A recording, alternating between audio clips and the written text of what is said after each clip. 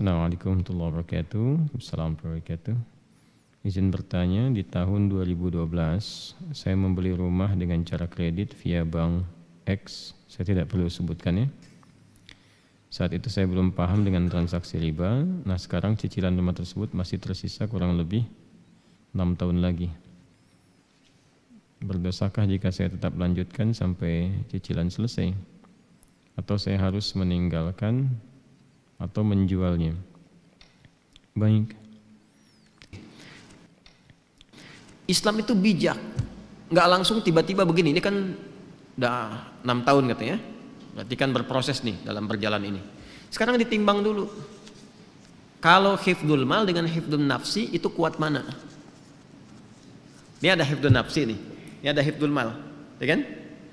Baik, antara hifdzul nafsi bertemu dengan hifdzul mal, yang paling kuat yang mana?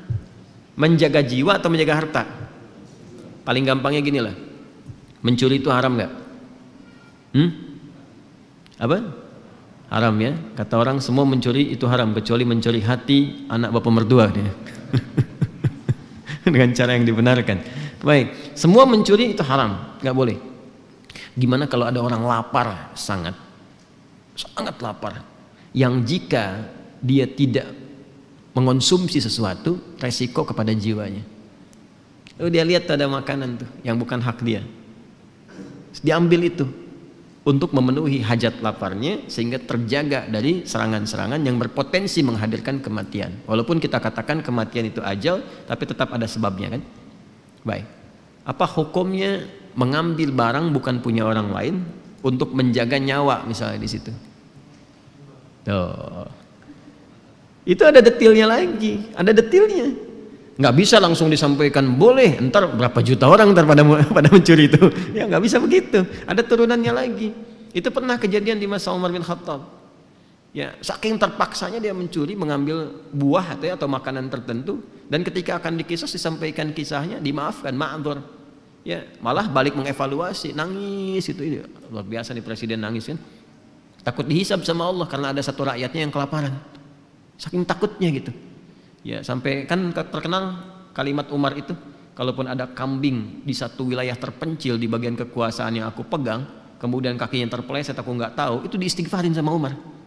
Karena khawatir ketika kambing itu mati, nggak bisa dikonsumsi sama yang punyanya dan menjadikan dia kelaparan. Itu sampai ke situ mikirnya. Ya, itu menurut saya sejarah Umar tuh patut ditiru. Anda kalau mau jadi pemimpin tuh keluarkan tuh fikihnya Umar itu, dan itu akan luar biasa tuh, luar biasa dahsyatnya. Nah, ini yang saya maksudkan.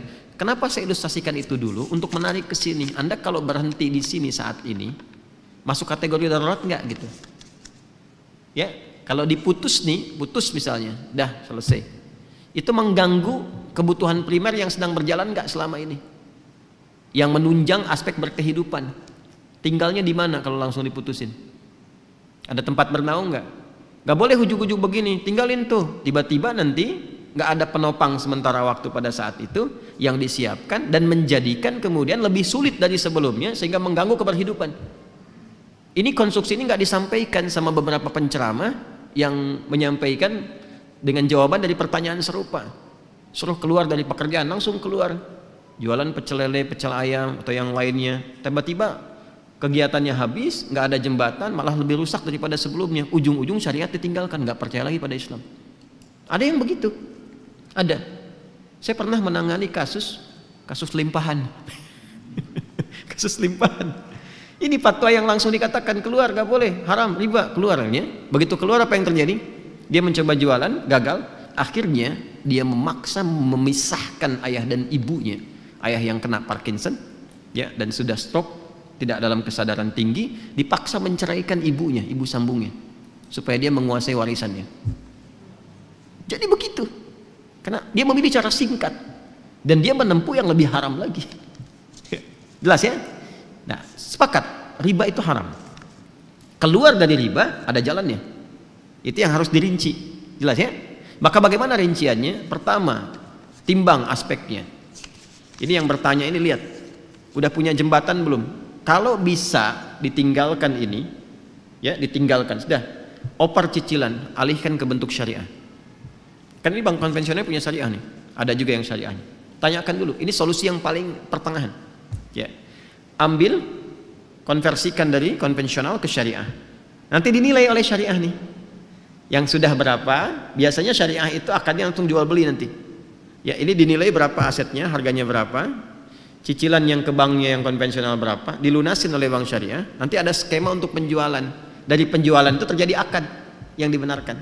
Setelah akadnya terjadi, lanjutkan cicilan. Itu jalan tengahnya. Jelas? Nah, lalu bagaimana status riba yang sebelumnya? Dengan ketidaktahuan, setelah itu tahu, Masya Allah, lanjutkan ayatnya. Ya, lanjutkan ayatnya.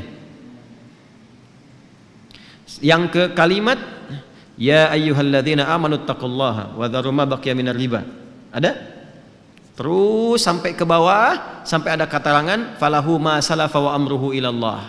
Ada ayatnya? Terus sampai ke bawah, terus sampai walahu ma salafa wa amruhu ilallah. Ada ayatnya? Baik. Jika ada yang sudah terjebak kepada riba, kemudian dia mau berpaling, bertobat, yang sebelumnya karena tidak tahu, ketika dia putus itu, yang sebelumnya terampuni oleh Allah Subhanahu wa taala. Ma'dzur, diampuni. Serahkan kata Allah urusannya kepada Allah. Sudah, Allah maafkan itu selesai, sekarang perbaiki. Nah, kalau mampu dilakukan itu, konversikan dari konvensional ke syariah. Plus dari syariah nanti dinilai, teruskan cicilannya. Kalau susah, tidak ada dan sebagainya, lihat dulu nih, lihat dulu. Ini kalau pindah, dilepas, pindahnya kemana? Jangan sampai terjadi tiba-tiba rumah dijual, nggak ada tempat bernaung, setelah itu meminta-minta. Atau menyulitkan kolega sekitaran. Ada ibu kedatangan kita misalnya dengan keluarga, ada adik numpang tinggal tapi bawa rombongan dengan 6 anggota plus ART-nya misalnya kan. Nah, jadi agak repot di situ. Maka ketika ada kondisi seperti ini, dalam kondisi darurat yang sudah berlangsung, maka berlaku kaidah ad-daruratu tubihul mahdzurat. Dalam konteks darurat membolehkan sementara waktu sampai dengan tuntas ini selesai.